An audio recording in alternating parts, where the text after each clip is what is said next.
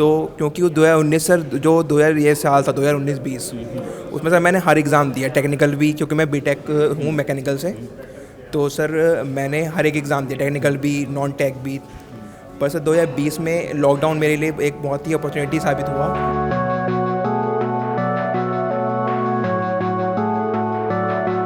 मेरी मम्मी एक बात कहती हैं कि अगर ये जो बच्चा इनिशियली स्टार्टिंग में है वो 0 पॉइंट पे है, उसके पाने के लिए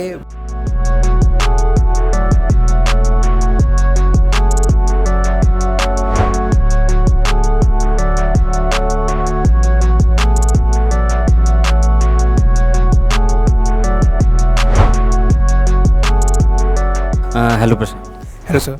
कहाँ से हैं आप? काशीपुर उत्तराखंड। उत्तराखंड।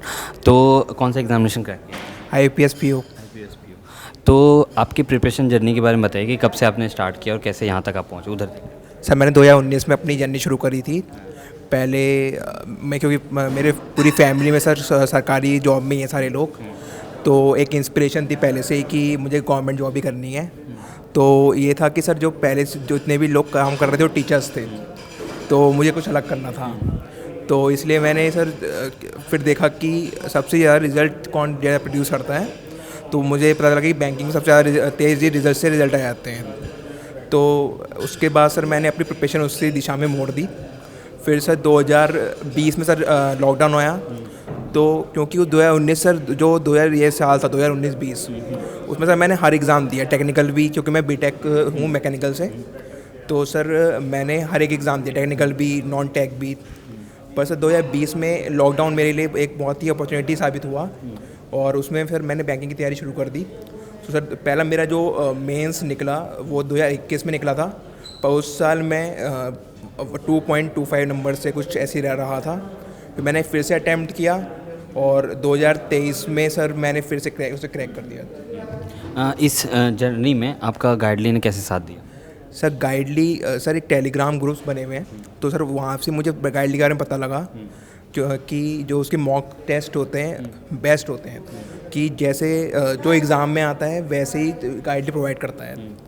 तो सर उसके साथ साथ जो मॉक इंटरव्यूज़ हैं जो वेंकटेश सर लेते हैं, वो बहुत ही मतलब, एक तो मतलब जो क्वेश्चंस होते हैं वो सर रियल क्वेश्चंस होते हैं, और जो बिल्कुल पूछे जाते हैं उसके अंदर। तो सर वहाँ पे मुझे बहुत ज़्यादा हेल्प हुई, क्योंकि सर जो पिछली बार जो मैंने जैसे बताया, मैंने दूसरा बार इंटरव्यू दिया था सर, जो पहले इंटरव्यू दिया था उसमें मैं अनप्रिपेयर्ड गया था।